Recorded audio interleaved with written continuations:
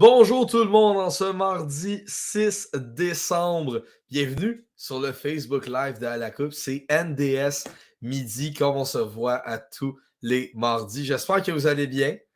Alors, on commence l'émission. Gros show aujourd'hui. Je vais recevoir Henri Babin un petit peu plus tard dans l'émission qui va venir nous parler de la Brock Besser de Joel Edmondson du Canadien de Montréal. Il va venir faire les manchettes avec nous aussi, parler un peu de ses Blue Jackets. Pour eux qui n'ont pas suivi, Jakub Voracek devrait remettre sa carrière en question. On va en parler avec Henri. Et aussi, dans les manchettes un petit peu plus tard, Gabriel Saint-Pierre va venir nous parler de l'équipe Canada Junior qui a sorti son alignement hier pour le camp de sélection. Ça va être un plaisir de parler de Junior, même si ce n'est pas ma force. Donc, j'ai appelé quelqu'un pour nous aider de ça. Mais avant tout, qu'est-ce qui se passe sur le site À la Coupe? Alors, l'article de Vincent Larue qui sort à toutes les semaines sur des semaines du CH. Il parle entre autres de la semaine avec le match des Sharks de San Jose, des Flames et des Oilers de Edmonton. Excellent article pour eux qui ont raté un des matchs ou qui ont raté peut-être les trois, ça arrive. Allez voir l'article, c'est des beaux résumés complets. Vous ne manquez rien avec ces articles. C'est très bien. Et aussi, ne manquez pas le podcast de jeudi 8 décembre animé par Yves Lantier pour le podcast À la Coupe. Ici même, sur le Facebook Live de À la Coupe, bien évidemment. Alors, c'est un rendez-vous jeudi avec Yves. Maintenant, place aux manchettes. Accueillez mon collaborateur Henri Babin. Henri, comment ça va? Toujours bien, Loïc, toujours bien. Toujours bien, hein? Malgré la fin de session? Ah oui, oui, c'est assez difficile, mais toujours du temps pour un petit podcast. Ça fait du bien, changer les idées un petit peu. Parler d'hockey, quoi de mieux dans la vie, hein? Alors, Henri, on va commencer ça fort, là. Un de tes joueurs, là, Jakub Voracek, doit remettre sa carrière en question dû à de nombreuses commotions cérébrales. En tant que fan des Blue Jackets, est-ce que c'est vraiment la fin de Voracek? En tant que fan, c'est dur à dire parce qu'on peut être un peu biaisé. On a toujours un peu d'espoir, comme les fans du Canadien ont eu avec Carey Price aussi. On a attendu longtemps avant de dire Parle-moi Ah, ça pas, s'il c'est. te plaît. Non, mais justement, vous comprenez la situation à Montréal, c'est quelque chose que vous avez vécu aussi. Puis bon, Voracek est peut-être pas du même niveau que Carey Price était avec le Canadien, ça je l'admets. Mais perdre un de ses joueurs dû à des blessures, c'est jamais de quoi qui est très le fun. Surtout quand on a un bon potentiel en avant quand même pour quelques saisons. Voracek, c'est 33 ans d'âge, c'est pas vieux. C'est pas vieux pour un joueur de Ligue nationale, c'est qualifié comme vétéran, oui, mais il reste encore quelques années à aller gratter là-dedans, encore 2 ans sur un contrat de 8,2, 50 millions. Euh, c'est sûr que c'est décevant. Des commotions cérébrales, c'est pas quelque chose qu'on peut vraiment jouer avec longtemps. Plus on en a, plus ça peut affecter aussi son après-carrière. C'est tout qui peut être dangereux pour sa personne à lui quand il va vieillir pour sa retraite aussi. Si je connais pas sa situation familiale, mais s'il y a une femme, des enfants, c'est pas de quoi qu'on veut qu'ils deviennent un peu en manque de fonctionnement autour de 40-50 ans non plus. Là, c'est pas ça qu'on lui souhaite. Fait que si Non. c'est mieux pour lui, pour sa santé à lui, de prendre sa retraite dû aux commotions, ben, c'est ce qui va être le meilleur choix à faire, là, honnêtement. Là. Comme Kekalainen a cité, c'est sa santé qui vient en premier, puis c'est ça, ben, il faudra faire avec. Exact. Puis comme il y a certaines personnes qui vont avoir un sentiment de déjà-vu récemment, c'est le cas de Bowen Byram aussi, qui avait maintes commotions cérébrales, que ce soit dans le junior ou dans la Ligue nationale de hockey, je pense que c'était en milieu de saison l'année passée, si je me souviens bien, il avait pris du repos à l'écart de l'Avalanche pour les commotions cérébrales innovant. On souhaite le meilleur de Jakub Voracek, mais ça va être quelque chose de compliqué. Est-ce que son absence va faire mal à l'attaque des Blue Jackets, Henri? Ben, honnêtement, cette année, la situation est assez particulière niveau côté blessure. Fait que c'est pas quelque chose qui va, d'après moi, Voracek était déjà blessé au niveau de sa commotion principale dès le début. Mais aussi au long terme, c'est sûr que ça va donner une place de plus disponible. On a déjà Texier qui est de l'autre bord de la mer pour l'année au complet. On a deux défenseurs entre Werenski et Bean qui sont pour l'année au complet avec des blessures très Oh, similaires. c'est triste. Et c'est ça. Pour l'attaque, ça va faire un trou de plus. Mais justement, on a appelé hier soir après la descente de Fix Walensky, c'est Marchenko qui va faire ses débuts dans la Ligue nationale. Alors, j'ai hâte de voir. Mais au long terme, c'est sûr que ça fait un trou. Ça fait aussi du leadership de moins. C'est ce qui est vraiment Oui. important. Et Et justement, ça peut distraire un peu les joueurs, ça peut amener un petit trou dans l'alignement, effectivement. Et tu as parlé de rappel. Hier, Shane Wright s'est fait rappeler de la Ligue américaine. Il a gagné un excellent 5 matchs, récoltant 4 buts au passage. Est-ce que, selon toi, ça va aider Shane Wright pour son développement? Ben, je pense que c'était le meilleur move à faire avec Shane Wright au niveau du Kraken. Il avait l'air un peu stressé dans les débuts, de la grosse pression de son début de la Ligue nationale, puis ça avait justement pas l'air de trop marcher dans ses débuts avec le Kraken. On lui a donné un peu de lousse, comme si on lui disait un peu, va essayer de te faire un petit peu de points, va essayer de te placer un peu ton jeu, de te garder un bon momentum. Puis je pense que c'était une question de match avant qu'on le rappelle. Honnêtement, je pensais pas que ça allait être des mois de temps, là, à moins que ça avait vraiment mal été dans le club mineur. Mais Wright a justement fait ce qu'on s'attendait de lui. Il a marqué des points, il s'est gardé un momentum, puis là, on est prêt à le rappeler avec une performance qui, justement, on espère qu'il continue à transitionner ça dans les nationales. Puis on va voir s'il sera dans le line-up de ce soir face au Kraken de Seattle. Parlant du Canadien, il y a environ un an, déjà, il y avait eu Jonathan Drouin qui avait dit qu'il y avait des problèmes mentaux il y a de cela un an. Et pour aider ça dans l'équipe, Jeff Olson, dans un point de presse, avait dit qu'il voulait aider la santé mentale et qu'il allait rendre ça comme une priorité chez le Canadien. C'est maintenant quelque chose de fait. Selon Apron Bazou de The Athletic, il a engagé Jean-François Ménard, qui est un entraîneur en performance mentale à temps plein avec l'équipe. Lui qui travaillait pour le Cirque du Soleil et il est un consultant pour de hauts athlètes olympiques. Belle prise sur le côté du Canadien. Puis Henri, je pense qu'on va être d'accord là-dessus. Le mental, quand tu es un joueur de hockey, c'est peut-être la chose la plus importante sur la glace. Exactement, puis surtout dans un milieu comme Montréal où c'est beaucoup médiatisé, c'est extrêmement important de faire attention à nos joueurs. On veut pas justement que ça crée on avait déjà entendu des rumeurs comme de quoi à Montréal, ça pourrait être un peu, une place que certains joueurs voulaient éviter justement à cause de la pression médiatique, à cause du gros support justement des partisans. Quand ça va bien, mais quand ça va mal, ça va très mal et justement, on veut pas que Montréal devienne une ville où ce que les joueurs plutôt, veulent éviter pour pas avoir ce genre de pression-là. Fait qu'amener du personnel comme ça qui sont vraiment formés et spécialisés là-dedans, c'est la moindre des choses à faire au niveau du Canadien. Puis on a un très, très, très bon move. J'encourage toutes les équipes justement à prendre exemple du Canadien pour ça, parce que c'est vraiment important de prendre la santé mentale de nos joueurs en priorité. Ah oui, je te suis. C'est une des choses les plus importantes. Les équipes, si c'est pas tout fait, devraient avoir une section santé mentale de l'équipe avec des professionnels pour ça. Selon moi, c'est quelque chose de plus important. Pour des gens qui en ont et qui nous regardent, n'hésitez pas à demander de l'aide aussi. C'est quelque chose de très important dans une vie, la santé mentale.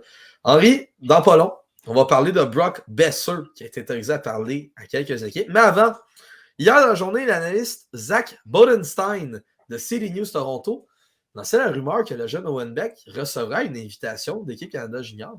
Formation a sorti hier soir. Et pour en parler, on a Gabriel Saint-Pierre avec nous qui va nous parler de la sélection d'équipe Canada Junior. Gabriel, comment ça va? Allô, ça va bien, vous? Ben oui. Alors, j'ai fait le compte vite. Si je ne me trompe pas, il y a 7 joueurs issus de la LHJMQ. C'est une bonne récolte pour la Q, de ce que je comprends. Oui, oui. En fait, il y en a 9, mais oui, 9? oui, c'est une grosse année. Puis il y en a même 4 qui sont des remparts. Donc, vraiment, grosse année pour les remparts aussi. Ben, on n'est pas surpris là, avec le début de saison qu'ils ont. Donc, c'est ça. On a encore, Nathan Gaucher est de retour. Il avait fait l'équipe l'année passée. Il y a Evan Knowles qui est là. Il y a Zachary Bolduc, que je pensais qu'il serait là l'année passée, mais qui n'avait pas reçu d'invitation. Mais là, enfin, il a reçu une invitation. Ça va C'est faire du bien. mérité en plus. Oui, c'est vraiment mérité. Puis le gardien William Rousseau aussi qui va être là. Lui aussi, gros début de saison. Il arrête tout. C'est vrai. Ah oui, il est assez impressionnant, William. Donc, oui. Puis, si on regarde ça, c'est quel espoir? Mettons, si on enlève les Adam Fantilli, les Connor Bedard, bien évidemment, qui vont être les joueurs à surveiller. S'il y a un joueur 4 caché à surveiller dans le cadre de sélection, ça serait lequel? je te dirais Jordan Dumais, parce que Jordan Dumais. Il est content.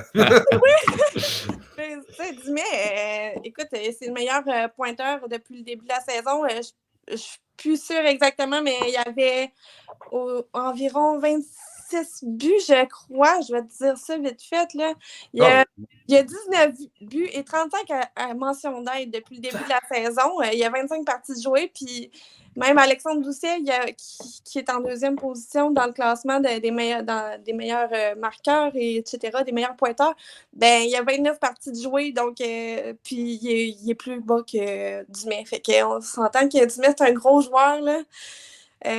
Il m'impressionne beaucoup. Même si c'est pas le patinant le plus rapide, là, il m'impressionne en masse. Ouais, c'est une excellente prise de la part des Blue Jackets, hein, Henry. Puis dans pas long, on dirait qu'il va avoir son call-up cette année avec tous les blessés. Ouais.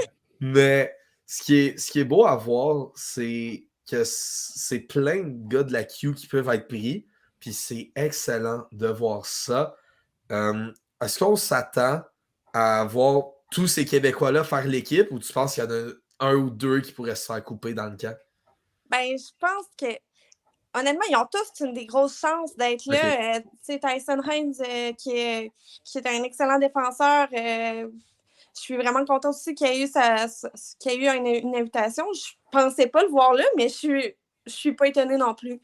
Donc, Tyson Haynes, il mérite sa place. Evan Knowles aussi. Tous les joueurs des remparts, on s'entend qu'ils sont pas là pour rien. Là. Ouais. Riley Kidney, peut-être qu'il va se faire couper. Ça me surprendrait plus ou moins, mais c'est un joueur qui mérite aussi sa place. Sauf que s'il y en avait un que je pense plus qui serait coupé, ça serait Riley Kidney. Est-ce que tu es déçu d'avoir aucun joueur de ton Océanique le présent? Déçu, oui, mais fallait s'y attendre. Là. Puis, tu sais, ça veut pas dire que dans les, mettons, on a un gardien de but tchèque qui avait été invité au camp cet été. Patrick Camerla avait été invité au camp cet été, puis il n'avait pas pu faire l'équipe parce qu'il était tombé malade, fait qu'il n'a pas pu finir les camps. Fait que ça pourrait arriver qu'il s'y retrouve cet hiver. Ça serait sa dernière chance d'ailleurs parce qu'il va avoir 20 ans en mai.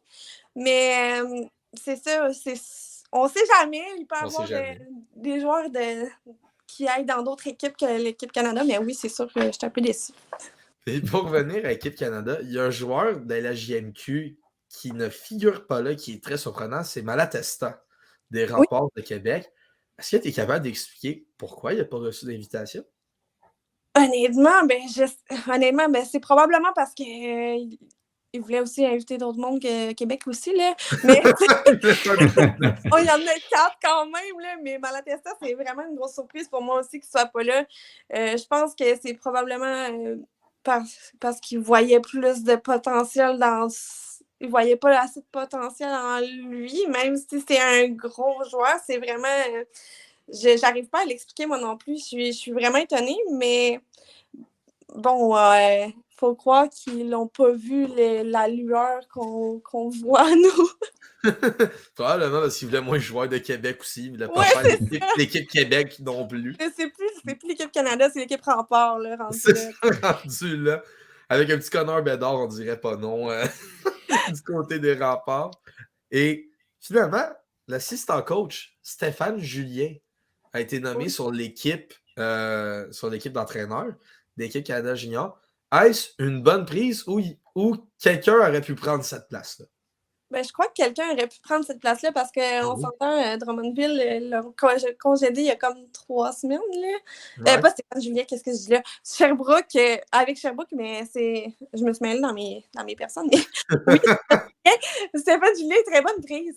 Honnêtement, très bonne prise. Je pense que Sherbrooke va aller loin, puis c'est pas pour rien là, que Sherbrooke s'en va loin, c'est à cause de Stéphane Julien. Donc, ben, évidemment, ils ont des bons joueurs, là, mais Stéphane Julien est capable d'emporter son équipe assez loin. Donc, moi, je pense que c'est une très bonne idée d'avoir été chercher Stéphane Julien.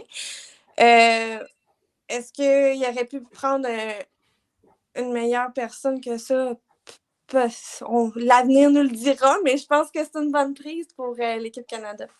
Et finalement, avant qu'on te laisse, c'est sûr, c'est pas tous les pays qui ont sorti leur camp, des joueurs qui vont participer à leur camp.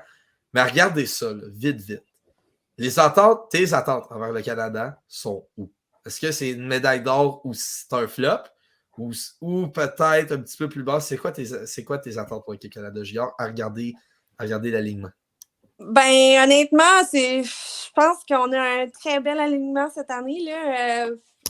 Dernière année, c'est super beau à voir, là, mais cette année, je pense vraiment qu'on a des chances. J'ai hâte de voir les autres alignements quand ils vont sortir aussi. Mais je crois qu'on est capable d'aller chercher la médaille d'or sans aucun doute avec des joueurs comme on a cette année. Puis, tu sais, vraiment, je connais pas tellement les gardiens de but à part William Rousseau, là, mais si on a d'autres bons gardiens comme William Rousseau, on peut aller loin avec ça. C'est sûr, je suis pas mal sûre que William Rousseau va faire l'équipe, là. Mais on a des attaquants exceptionnels. Joshua Roy qui a été là cet été aussi, là, tous les gars qui sont là peuvent nous emporter loin. Évidemment, notre bête noire, c'est tout le temps l'équipe américaine. Là. Exact. On fait qu'on croise les doigts, mais vraiment, je pense qu'on peut se rendre loin. Ben, Gabriel, merci beaucoup. Ben, merci à toi.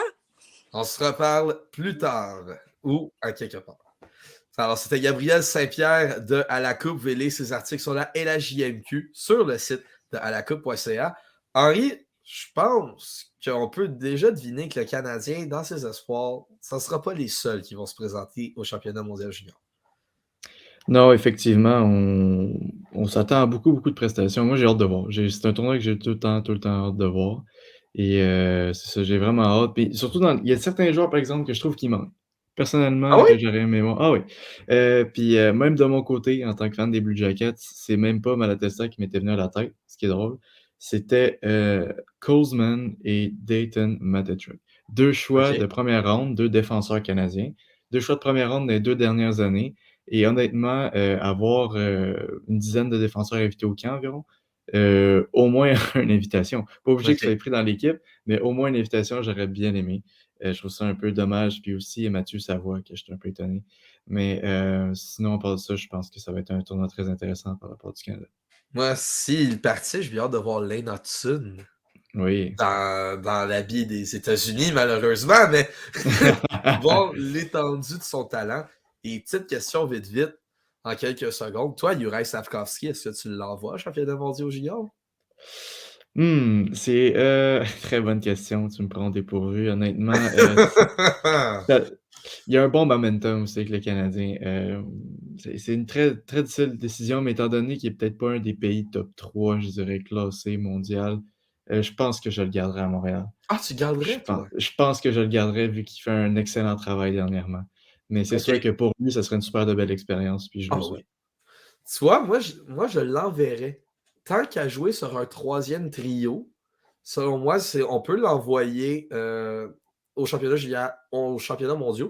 Il va connaître des grosses minutes. Oui, sa confiance commence à monter en Ligue nationale de hockey, bien évidemment. Là, ça se voit avec le trio auquel il joue. Mais il pourrait peut-être avoir une plus grande confiance en jouant de grosses minutes, en faisant beaucoup de points, en jouant physique. Bon, peut-être s'il surclasse aussi les autres gars, ça aide pas plus, mais pourquoi pas, tu sais, une expérience, c'est une expérience pareille. Mais je comprends ton point si le Canadien n'en voit pas. Ça, c'est Mais je suis d'accord avec toi aussi. C'est sûr qu'à niveau confiance, il va être probablement le meilleur joueur de son équipe. C'est pas indiscutable. Alors, c'est sûr ça serait une bonne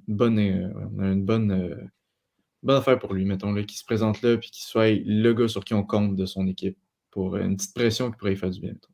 Exact. Et maintenant, revenons dans la Ligue nationale de hockey. On a assez parlé de recrues. Je remercie encore Gabriel Saint-Pierre qui est venu nous parler des recrues. Maintenant, grosse nouvelle qui est sortie dans LNH dans les 2 dernières journées. Brock Besser a été autorisé à parler à d'autres équipes de la LHMQ, de la Ligue nationale de hockey. Un petit pas en arrière pour Brock Besser. À ce point-là, ça ferait mal. Il irait sûrement au rempart lui aussi. En 19 matchs, 4 buts, 11 passes, 15 points, avec une fiche de moins 13 par contre. Contrat de 3 ans, 6,650 millions de dollars. De mémoire, il a 26 ans, si je ne me trompe pas. 25. 25. OK. OK, je suis pas sûr. Henri, avec ce qui se passe à Vancouver, est-ce que c'est une bonne idée de se débarrasser de Brock Besser? Je trouve ça drôle parce que c'est pas lui que j'aurais pensé Ah oui? qui avait été, dans les rumeurs d'échange en premier. J'aurais pensé que ça a été plus, un joueur comme Bo Horvat, où ce qu'on parlait un petit peu Oh. plus Qui au était lié début de au Blue Jackets en plus. oui, justement, au début de l'année aussi et c'est pas vraiment ou JT Miller, un autre joueur qui pourrait avoir plus grande OK. valeur d'échange que Brook Besser. Mais c'est ça, de Vancouver, je pense qu'on veut enlever des joueurs où ce que ça fait une couple d'années que ça marche peut-être pas autant qu'on voudrait que ça marche puis qui ont un bon potentiel. Brook Besser, on le sait à quel point il avait un potentiel plus jeune où ce que c'était on s'attendait beaucoup à lui. Il a peut-être un peu stagné. Meilleure saison de 56 points en 69 matchs. C'est un très bon ratio Oui. point-match, mais il a jamais vraiment fait une saison complète à date. J'ai pas suivi ses blessures. Je sais pas si c'est blessures ou s'il fait scratch un peu là-dedans, je pourrais pas te dire. Mais on s'attend à mieux que 56 points depuis les années qu'il a été recruté, repêché avec les Canucks de Vancouver. Et honnêtement, dans les équipes que j'ai ciblées, j'ai 3 équipes ici devant moi. OK. Heu, c'est 3 équipes de l'Est. Je sais pas si tu me Oh! suis un peu là-dedans, mais j'ai Pittsburgh, New York Islanders ou Detroit Red Wings. OK. C'est les OK. équipes que bah, j'ai pas fait extrêmement trop de recherches non plus, mais c'est des équipes que je pense qui ont été je sais que Pittsburgh était lié, ça je le sais. Oui. Puis pour les Islanders, Red Wings, j'ai un peu guessé avec comment ça va à date, ce qu'il y aurait de besoin et ce que surtout Vancouver cherche. C'est ce qui est important là-dedans parce qu'ils vont un peu avoir le grand bout du bâton, vu qu'on offre Besser à tout le monde, puis on va pogner la meilleure offre qui va nous être faite dans le fond. Puis c'est ça. Fait que pour Pittsburgh, si tu voulais que je te fasse des petits mock trades que j'ai faits, Ah ben je oui, peux. bien évidemment! Pour Pittsburgh, je sais que Vancouver aimerait beaucoup avoir Kasperi Kapanen. Et OK. je ne sais pas si Pittsburgh vont être prêts à s'en débarrasser, mais je pense que Vancouver devrait aller le chercher plus un prospect ou un choix. Là, est-ce que Vancouver demande trop pour justement, tu dis Brock Besser et te faire à tout le monde ce que sa valeur baisse par rapport à ça? Ou c'est comme une enchère qui augmente par-dessus? Je sais pas quel effet ça va avoir parce que je sais pas combien d'équipes vont être liées avec lui. Moi j'irais avec Mais l'option de l'enchère. Moi, j'irais ouais, avec ben, je pense aussi, moi aussi, que ça va se passer comme ouais. ça parce que c'est un joueur qui peut aider grand nombre d'équipes. Son salaire est pas trop encombrant non plus, je trouve. Ben non, à Et 6,65 non, millions, non. 25 ans pour un marqueur Ouais. de 25 buts, même s'il en a marqué 25 buts et plus juste 2 fois, il a quand même une jeune carrière encore. Là. Non, Mais pour un exactement. marqueur de 20 buts constants, pourquoi pas? Moi, je trouve que c'est un beau prix pour ce qu'il peut amener s'il est développé adéquatement. Exactement. Puis pour un échange du côté de Pittsburgh, où ce que je disais que Kapanen pourrait être lié, c'est un peu une échange où ce qu'on va pas chercher, c'est pas comme un rebuild qu'on veut faire, c'est pas juste des choix, juste des jeunes, parce que bon, le prospect pool de Pittsburgh est assez, c'est pas le meilleur de la Ligue nationale, mettons. Et, Non. mais c'est plus on veut peut-être que Kapanen marche moins à Pittsburgh, autant qu'on l'a espéré quand on était le chercher à Toronto. Est-ce que ça pourrait être faire un reset pour les deux joueurs dans le meilleur des mondes, ou est-ce que les deux pourraient un peu plus euh, avoir plus de points et se développer un peu mieux. Et on pourrait aller chercher un petit choix ou un prospect dépendamment de la valeur de Kapanen, que je suis vraiment pas certain, pour additionner pour Bezer, dans le fond. Et Quand tu dis le choix au repêchage ou un jeune, ça, mettons un espoir B+, à moins, puis le choix au repêchage, c'est un choix de deuxième ronde, c'est quoi, ouais, mettons, j'irais exemple? plus vers un choix de deuxième, vu que OK. Pittsburgh vont probablement être dans le late second, si je me fie à date aussi. Comment ça se Ouais. passe, là. Pittsburgh sont pas mal tout le temps dans la grille des séries. Sinon, niveau prospect, comme je te dis, le prospect pool de Pittsburgh, c'est pas le meilleur. Fait que je m'attends pas. Anyways, ils en ont pas là, de top 10 prospects là, dans leur pool. Là, fait que Non. c'est pas vraiment de quoi qu'on s'attendrait, mais plus peut-être un ancien choix de 2 ou un late OK. first qui a peut-être pas fait autant ce qu'on voulait. Mais c'est ça. Ce serait pas 2 choix de première ronde dans les prochaines années, mettons. Là. Ce serait Oh non. plus Ah, tranquille comme choix et prospect. puis dernière chose sur les Pingouins avant de continuer dans tes équipes, est-ce que tu penses que Sam Poulain pourrait se ramasser dans l'échange? Ça pourrait, parce que ce qui est intéressant avec Sam Poulin, c'est que c'est pas un prospect de 19-20 ans. Il a déjà été un petit peu établi, il a joué un petit peu. Fait que c'est intéressant un peu de savoir qu'il pourrait déjà faire l'alignement ou proche à Vancouver. Oui, ça pourrait être très intéressant. Honnêtement, je serais très ouvert si j'étais Pittsburgh. Mais rendu là, il faut savoir c'est quoi notre plan à long terme avec Poulain, comment on le voit, comment on l'aime aussi. Je sais pas ce que les Exact. coachs et le DG en pensent de Kapanen et Poulain. C'est pas, je suis pas dans leur tête à eux. Mais c'est quelque chose que je pourrais trouver intéressant. Effectivement, bon point, Loïc. Sinon, deuxième équipe que j'avais en tête, c'est les Islanders de New York. Ce qu'on pouvait chercher du côté de Vancouver, je pense que notre lacune, c'est un peu la défense. À Vancouver, on l'a vu le nombre de fois là, qu'il y a eu des avances qui ont été renversées après là, par Vancouver en début de saison, ce qui a Ouais. créé ce mauvais début de saison-là, que justement, sûrement en lien avec les demandes d'échange demandées par les joueurs de Vancouver. Je pense qu'on est un peu tanné de cette répétition. J'irais chercher peut-être un def top 4 aux Islanders contre Bezers. OK. Là, Est-ce que tu as un nom? J'ai 3 noms sur ma liste. J'ai 3 noms, Un mais gars préparé, j'aime ça. dont 2 qui ont des clauses de non-transaction. Fait que j'y mets là, mais j'y mets là pour les mettre là. C'est pas juste C'est ça, ça comme veut aucune rendu idée, là, ouais. c'est des détails, là. J'ai Pollock et Pelech, les 2 Oh, premiers bon défenseurs choix. des Islanders. Et j'ai marqué Dobson. Mais honnêtement, avec la saison de Dobson de l'année passée, désolé, cette année, il est bien, mais l'année passée, il a une très bonne saison, au-dessus de 50 points, je pense, pour Dobson. Je sais pas si les Islanders veulent s'en départir. Mais je pense que ce qu'on veut chercher du côté de Vancouver, c'est ça. Est-ce que les Islanders vont être prêts à s'en débarrasser? Honnêtement, je penserais pas. Les Islanders sont pas tant ces moves là. On avait parlé avec Gaudreau aussi pour cet été, puis les Islanders ont juste pas fait d'offre, tandis qu'on s'attendait à ce qu'ils fassent une offre. Je pense qu'on est un petit peu plus sur le recul avec les Islanders et on veut plus faire avec ce qu'on a au lieu d'aller chercher un gros élément. Puis ma troisième équipe, c'est les Red Wings de Détroit. Bon Euh, choix. qui pourrait aller chercher une addition encore plus à l'offensive, qui est déjà un groupe qui s'est beaucoup amélioré d'ailleurs dans les 2 dernières années niveau offensive. Je pense qu'aussi on voudrait aller chercher un Dev Top 4. Puis là, c'est un peu difficile parce que du côté des Red Wings, c'est pas ce qui déborde le plus du line-up des Dev Top 4. On a Chariot Sider, puis je pense que Sider est intouchable. Bon, il parlera même pas anyway, ça n'a Non, pas non, ça, rapport avec Bezer. Sider et Lucas Raymond, on n'a même pas besoin de les mettre dans le mix. Il est parfait. Exactement. Un que j'ai en tête, c'est Philippe Henrek. Mais problème avec Philippe Henrek, 22 points en 24 matchs cette année. Oh, il est en C'est feu! il est exactement, c'est le bon terme. Alors, je pense pas que les Red Wings veulent se débarrasser d'un défenseur de 25-26 ans, je me souviens plus exactement, entre 24 et 26, l'âge d'Henrek, qui a une de ses meilleures paces de carrière en ce moment. Ah, Fait que c'est de loin. je pense qu'on va plus être encore sur le recul, mais Steve Yzerman a le pouvoir de faire des trades exceptionnels de temps en temps. Fait On qu'on l'a sait vu pas. avec Alex Nedeljkovic, entre autres, Oui, oui, oui, vraiment. qui Et l'a justement, volé. on ne sait pas quelle carte il y a dans sa poche. Alors, c'est les 3 équipes que j'ai en date en tête, mais j'ai pas plus développé encore là-dessus. Il y a sûrement plein d'équipes intéressées par Burberry. Puis, je pense que tu vas savoir où est-ce que je m'en vais avec ça. Hein? On est de Montréal, évidemment.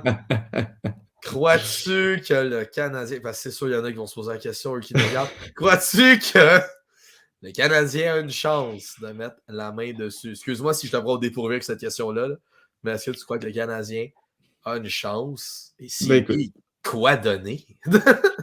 je vais être 100% franc avec toi. Honnêtement, tout le monde a une chance dans la Ligue nationale tant que tu donnes assez pour l'avoir. Alors, si le Bien Canadien dit. fait une offre meilleure que les autres équipes, il peut être en tête très facilement. Tout le monde peut être en tête. Là, reste à savoir où est-ce que Brock Besser veut aller puis dans quelle sorte de formation il veut aller. Est-ce qu'il veut aller dans quelqu'un qui aspire en série pour cette année ou dans un genre de semi-rebuild ou reset, un peu plus reset, comme le Canadien, peut-être. Je ne sais pas ce qu'il a en tête. Peut-être qu'il veut sortir d'une situation où il ne veut pas se poser de questions s'il fait série ou pas, comme à Vancouver en ce moment. Alors, si c'est le cas, je pense que ça va pogner beaucoup plus pour le Canadien pour offrir, parce que Brock Besser va sûrement avoir le grand bout du bâton dans le choix des équipes aussi. Quoi donner, par exemple, ça, là, tu me prends C'est des là pourvues la pour ça. question. C'est là que je suis vraiment pas certain. Écoute, Fadra, Ben, on je n'a me pas prends grand moi-même au défense. dépourvu avec cette question-là parce que le Canadien a tellement un surplus d'attaquants Exactement. que pourquoi s'en rajouter un de plus? Bon, c'est sûr Mhm. qu'il y a 25 ans, c'est un marqueur de 20 buts, mais enlevez ça de vos têtes, les petits, ce que j'appelle gentiment bien évidemment, des fafans en joke. Mhm. Jamais les Canucks vont prendre Mike Hoffman, Drouin ou Non, Dadonov. non, Jamais de la non. vie, ils vont les prendre. Fait que, rendu là, eux autres, on peut déjà les enlever de l'équation. Brock Besser, c'est sûr. Puis ce que je trouve difficile pour le Canadien, si on va aller chercher Bezos, c'est que Vancouver va sûrement chercher un défenseur. Puis du côté défenseur à Montréal, à part Edmondson, je pense pas qu'on a vraiment quelque chose à mettre sous la dent. pour Non, Vancouver. Et Edmondson, je pense qu'on va en parler plus tard aussi, a déjà été en lien avec d'autres équipes. Fait que s'il est exact. encore disponible quand ça va être le temps d'échanger Brock Besser, je pense pas que les Canadiens ce soit réaliste, vu que ce qu'on veut chez les Red Wings, on le trouve pas chez les Canadiens, où il y a un surplus d'attaquants, mais Vancouver est pas non plus dans la rue avec ses attaquants. Fait que est-ce que c'est ça qu'on cherche? Je penserais pas. C'est pour ça que je penserais que ce serait peut-être moins réaliste à Montréal. À Montréal, pour moi, c'est zéro réaliste. Parce que la valeur, la monnaie d'échange pour moi qui pourrait être possible du côté des Canadiens, c'est Sean Monahan en termes de valeur. Mais d'un autre côté, bien sûr, elle est plus jeune. Et Monahan est sur sa dernière année de contrat, donc il n'y a aucune valeur sûre Non. qui va jouer à Vancouver la saison prochaine, tout comme Bo Horvat. Fait que moi, je vois pas, puis Gallagher, oubliez ça aussi. Là. Gallagher, il a tatoué les Canadiens sur le cœur. Je ne vois pas des Canadiens dans la course Besser, tout simplement parce que ça sert à rien. Ça sert vraiment à rien. Tout ce qu'on a donné, ça serait à conserver pour notre rebuild reset.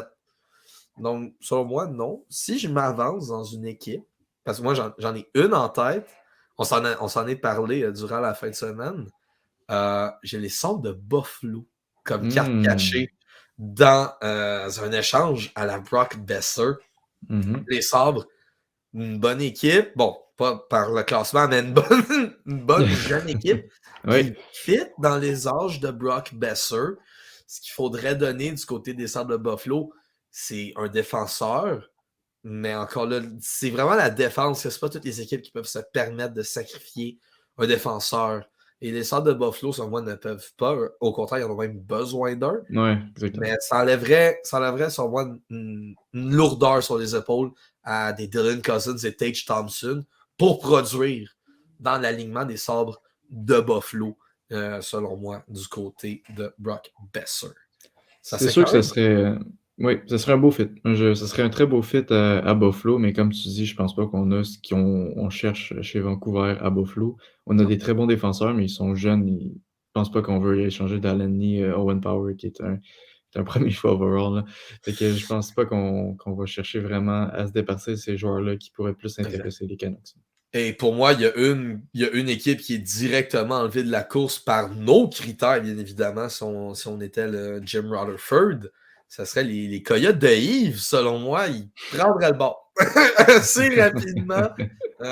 Yves, je suis désolé, hein, ça fait la deuxième fois que je ramasse tes Coyotes. Mais les Coyotes n'ont pas une défense fiable, déjà là. Et n'ont pas un joueur, personnellement, qui m'intéresserait à rajouter à la défense des Canucks de Vancouver. Bon, ils ont l'espace salarial, bien évidemment, mais c'est bien bon avoir l'espace, mais des fois, si tu n'as rien à offrir, tu reviens avec le même problème, tu ne peux pas mettre la main dessus. C'est vraiment quelque chose qui est différent. Mais je pense, dans les équipes qu'on a dit, la plus intéressante serait les Red Wings. Moi, j'y vais de ton côté. Les Red Wings seraient la plus intéressante. Même si j'ai un petit feeling qu'il va se ramasser à Buffalo. Ça serait un bon move du côté des Red Wings. Et comme tu as dit, quand tu as Steve Eisenman comme DG, la magie peut arriver. Exactement. Mais écrivez en commentaire, selon vous, où peut se trouver Brock Besser d'ici la date limite des transactions. J'ai bien hâte de voir ça au courant du live. Et si on continue, les rumeurs de transactions, Henri, c'est pas fini. Tu en as placé un mot tantôt. Plusieurs journalistes des Oilers relient le nom de Joel Edmondson aux Oilers d'Edmonton. Pour eux qui veulent savoir le contrat, Joel Edmondson a 29 ans, contrat de 2 ans, en comptant cette année, bien évidemment. Donc, cette année et l'année prochaine à 3,5 millions de dollars. 14 matchs, un but, une passe, 2 points, avec une fiche de -6. Bon, on s'entend que le Canadien, c'est la plus grande défense aussi. Là. Fait que, est-ce qu'il est à garder à Montréal? S'il y a de l'intérêt, c'est quoi qu'on voudrait en retour de Joel Edmondson? Déjà, est-ce que toi, tu l'échanges? C'est difficile à dire parce qu'au niveau de Montréal, c'est pas ce qui pleut le plus des défenseurs top 4 et on aime ça garder justement ceux qui nous restent. Et Joel Edmondson a justement un contrat intéressant pour une équipe qui veut aller en série, qui veut se rajouter un défenseur important dans son top 6, car c'est un contrat qui, bon, coûte pas trop cher à l'équipe non plus, là. Un 3 millions environ, c'est intéressant à rajouter quand tu as peu d'espace ou que tu as besoin d'un petit joueur de rôle, la ligne bleue aussi. C'est assez intéressant. Est-ce que je l'échangerais? Ça dépendrait contre quoi, je te dirais. Peut-être que j'irais chercher un prospect déjà un peu développé ou parce que des choix, je pense pas que ça serait bénéfique en ce moment pour le Canadien parce que ça a beaucoup plus une mentalité de rebuild que de reset. Aller chercher des choix. Et je pense que chez le Canadien, on veut des jeunes joueurs établis, un peu comme quand on a été chercher Kirby Dach ou des joueurs qui sont déjà capables de faire une différence, mais qui ont beaucoup de potentiel devant eux. Alors, si on échange Edmundson, je pense que ça serait dans cette optique-là, un peu d'aller chercher quelqu'un autour entre 20 et 23, qui a déjà un bon potentiel, qui est déjà un petit peu établi, mais qu'on peut aller encore creuser beaucoup, beaucoup de performances. Fait que, est-ce que ça veut dire que dans ta mire, moi, sur ton descriptif, j'ai 2 noms. J'ai Ouais. Yessi pour URV, bien évidemment, et un Keller Yamamoto qui pourrait être en retour de Yoel Edmundson. Est-ce que c'est des joueurs que tu identifierais dans ton moule de description en ce moment ou tu as complètement d'autres noms et c'est moi qui est en dehors? Ben, c'est sûr que la tranche, la perspective de joueur est la bonne. C'est environ ce que je décris comme type de joueur. Je n'avais pas vraiment pensé à des noms. Dans le cas de Yamamoto, c'est un début de saison un petit peu plus difficile qu'on s'attendait, mais c'est un petit joueur. Est-ce qu'on a encore besoin d'un petit joueur en arrière Gallagher qui Caulfield à Montréal? Ça reste à voir. C'est sûr que la Ligue nationale tend à être plus rapide que physique, sauf qu'on a quand même besoin d'un équilibre, je pense, dans nos lignes. Exact. Et peut-être qu'un joueur comme Yamamoto, on l'a déjà, ce type de physique-là dans l'équipe. Paul Gervais, c'est très intéressant parce que c'est toujours un peu up and down, comme on peut le dire. C'est sûr que c'est un gros joueur. Est-ce qu'il sert autant de son physique? Je pourrais pas te le dire. Mais bon, tu as l'air de me faire signe que non. Ça a l'air d'être un gros joueur qui joue pas physique. Pour lui, Harvey, c'est le jeu physique a encore énormément de misère à s'établir. Il a joué avec McDavid, il a de la misère à produire. Donc, c'est ça. J'ai dit pour Harvey parce que son nom revient souvent en lien avec le Canadien. C'est pas un joueur que j'apprécie, mais qui a un énorme potentiel. C'est comme Kirby Dach. Ouais. Mais Kirby Dach, je l'aimais, là. On va mettre ça straight. Je l'aimais quelque chose. Mais, tu sais, c'est. Selon moi, si tu joues avec McDavid et t'es pas capable de t'établir en tant que tel, Ty Ratty l'a fait, là. Si tu joues avec McDavid et t'as encore de la misère à t'établir, même à ça, est-ce que Puliu Yarvi est vraiment la clé du Canadien dans une transaction? Je penserais pas. Non, je penserais pas. Non. Mais j'ai identifié un nom quand on a fait notre vidéo sur les Oilers. Je sais pas si c'était là, ça fait un longtemps. Là. Il y avait un jeune qui est intéressant, c'est Philippe Broberg. Oui, c'est justement ce que je pensais, un peu plus de la côté de la ligne bleue qu'on aimerait aller chercher. C'est sûr qu'un gars comme Evan Bouchard, c'est peut-être déjà établi assez pour avoir une valeur qui pourrait faire en sorte que les Canadiens devraient peut-être donner un peu plus avec Edmundson. Ouais. Mais Philippe Robert, ça peut être très intéressant. Je ne sais pas exactement sa valeur. De souvenir, c'est un choix de première ronde. Oui, c'en est un. Okay. Milieu premier tour de mémoire. Ouais. Bon, ben justement, il fera peut-être donner un petit peu un cachet de plus. Je sais pas comment c'est passé avec son développement. Je sais pas s'il joue à HL ou Europe en ce moment. Il joue dans la Ligue américaine. Ouais. OK. Bon, mais justement, on a déjà un petit peu du bon niveau professionnel de jouer du côté de Proberg. Je sais pas encore ses performances et tout. Mais c'est sûr que. Ça en ce moment même. Bon, c'est parfait. Mais je sais pas s'il faudrait donner un petit peu plus peut-être avec Edmundson pour aller chercher quelqu'un avec un bon potentiel qui peut porter un bon futur chez le Canadien. Je pense que c'est un défenseur droitier, d'ailleurs. C'est un défenseur gaucher. Gaucher. 4 points en 7 matchs, fiche de moins 2. Il a joué 5 matchs avec les Oilers dans la Ligue américaine, 0 points. Okay. Mais tu sais, Philippe Broberg, je ne veux pas me tromper dans son âge, je vais le revoir. Il a 21 ans. Et c'est qui qui ont été allés chercher à 21 ans pour le numéro 77? Kirby Dach. Je dis pas que Philippe Broberg va se développer comme Kirby Dach, mais c'est un jeune qui a un beau potentiel, un bon défenseur offensif. C'est à voir ce que le Canadien va le faire. Selon moi, ils ne l'échangeront pas Edmundson. En tout cas, pas cette année, du moins. Avec les jeunes, tu as besoin d'être épaulé pendant la saison. Je trouverais ça bizarre d'échanger Joël. Par contre, excuse-moi, je t'ai coupé, si tu voulais continuer. Ouais, juste un petit ajout. Edmundson, qui est surtout un assistant, on avait déjà parlé de lui aussi en tant que potentiel capitaine avant Suzuki. Oui. C'est peut-être justement un bon leadership dans la chambre que je suis peut-être pas au courant, moi, en tant que non-fan du Canadien. Mais justement, s'il apporte un bon leadership et qu'il y a les gars là-dedans, c'est important d'avoir des pièces de même dans le puzzle pour épauler l'équipe, comme tu dis. Exact, totalement d'accord. Et qui a du Canadien? Il me semble que ça fait longtemps que ça arrive. C'est soir de match. Ce soir, opposant les Canadiens au Kraken de Seattle. Le Kraken qui, je sais pas pourquoi, mais il me surprend énormément Ouais. cette année. Je sais pas Très bon si... départ de saison, une très bonne fiche, honnêtement, je suis étonné et je me Oui, souvenais même plus de la fiche, mais je viens juste d'avoir et je suis très étonné. une fiche de 15 victoires, 6 défaites et 3 défaites. En prolongation, ils sont deuxième dans la division Pacifique, cinquième dans la Ligue nationale de hockey. Ouais. Moi, si l'année passée, quelqu'un me disait le Kraken, cinquième dans la Ligue nationale, j'ai eu comme réflexe de rire de son hot take. En ce moment, une des meilleures attaques de la Ligue avec 3,67 buts par match, cinquième.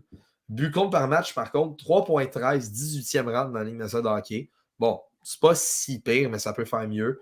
Du côté de l'avantage numérique, 8e. Ouais, très bon Canadien va avantage affronter numérique. un gros avantage numérique ce soir, 26%, même, on pourrait même dire cette nuit pour certains, vu que le match est de mémoire à 10 heures face au Kraken. Les avantages numériques, par contre, c'est là que le Canadien devra frapper. 66,7% d'efficacité, bon pour le 30e rang de la Ligue nationale de hockey. Ouais. Bon, on va aller vite dans les joueurs. Jared McCann est le meilleur buteur avec 11 buts. Jordan Eberle, meilleur passeur avec 16 passes. Andrew Burakovsky est le meilleur pointeur du Kraken avec 25 points. Brendan Tanev est à plus 14. Et Matthew Beniers est à 21 points. C'est excellent. 10 buts, 11 passes. Après tout ça, j'ai pas mal fait un petit résumé vite du Kraken. Le Canadien, ça s'annonce vraiment coriace comme match ce soir. Exactement, puis c'est surtout dans les buts que ça s'annonce coriace parce que Martin Jones domine le Kraken de Seattle avec 12-4-2 comme fiche, 2,90 de moyenne et 0,893 de pourcentage d'arrêt, ce qui est assez spécial quand tu vois la fiche. Oui, c'est ça, exact. Tu dis la même chose quand tu as dit domine, je pensais que c'était une blague.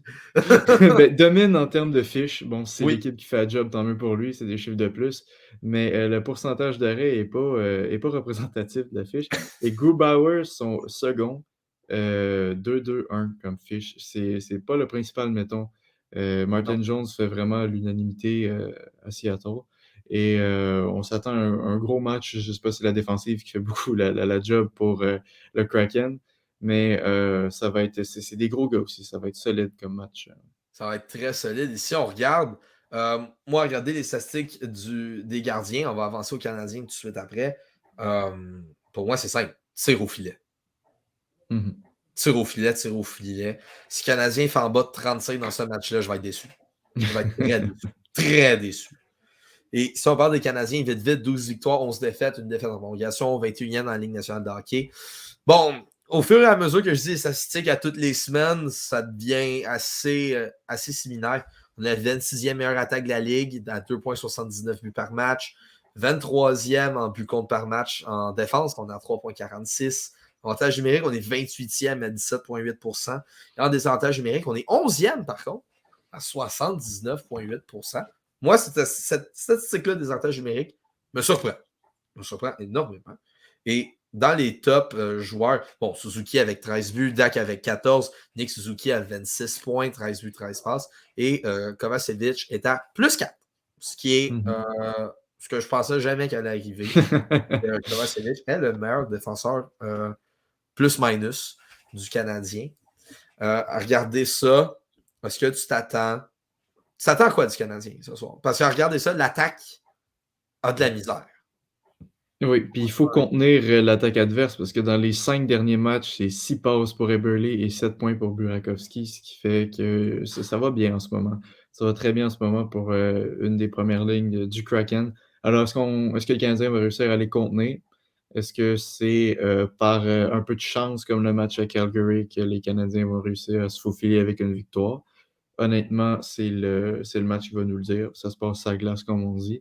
Mais faudrait qu'il sorte solide, le Canadien, parce que ce ne sera pas une partie facile. Du moins, c'est ce que je m'attends. Exact. Et si tu es Martin Saint-Louis, quelle est ta tactique face au Kraken ce soir? Est-ce que c'est pas mal, comme j'ai dit, c'est tu tires au filet le plus que tu peux?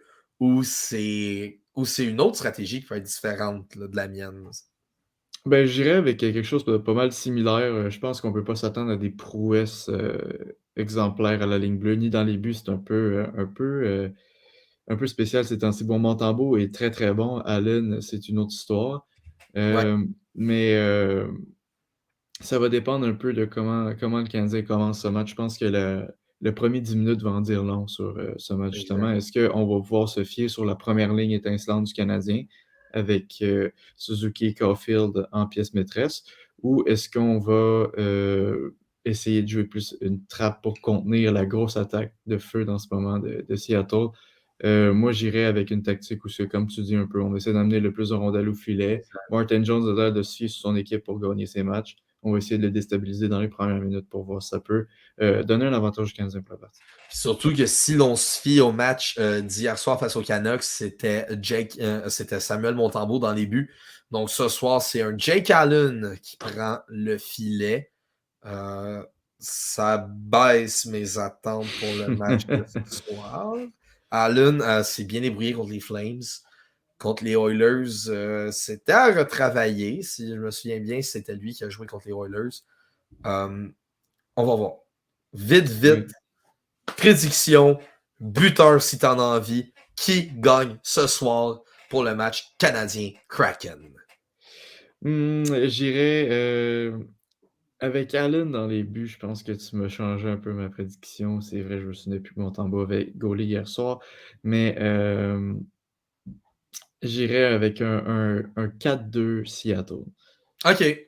4-2 Seattle sont à domicile. Je pense qu'ils vont vouloir mettre tout ce qu'ils ont à mettre sur la glace. Le Canadien va, d'après moi, pas jouer trop de l'arrière, mais va pas être capable de contenir ce que, en ce moment, Seattle font comme prouesse. J'irai avec les buts, je pourrais pas tout te dire, mais d'après moi, dans 2 des buteurs de Seattle, j'irai avec Burakovsky et Beniers.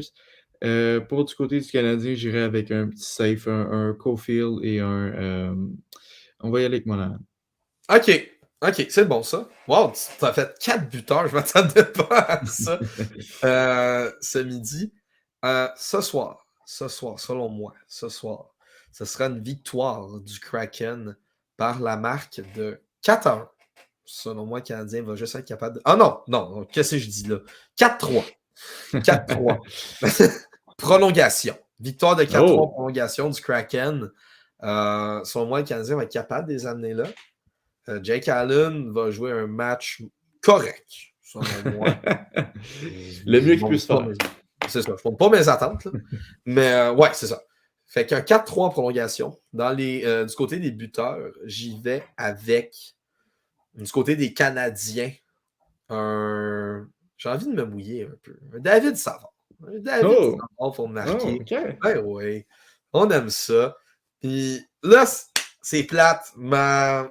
Mon élan de prédire les marqueurs adverses a pris fin au match contre les Sharks. Je suis maintenant 4-5. Je vais y aller pour un 5-6 et j'y vais avec un but de Jared McCann contre Jake Allen ce soir. Henri, merci beaucoup. Ça fait plaisir. C'était toujours un plaisir de faire NDS Midi avec toi. Pour les autres, on se revoit mardi prochain pour NDS Midi. Mais n'oubliez pas, là, ce jeudi, Yves Lantier fait son podcast à la coupe à tous les jeudis, comme d'habitude, ici même sur le Facebook live de alacoupe.ca. De notre côté, on se revoit mardi. C'était Loric Salvaille. Au nom de toute l'équipe, on vous souhaite une excellente journée. Bonne semaine tout le monde. Salut!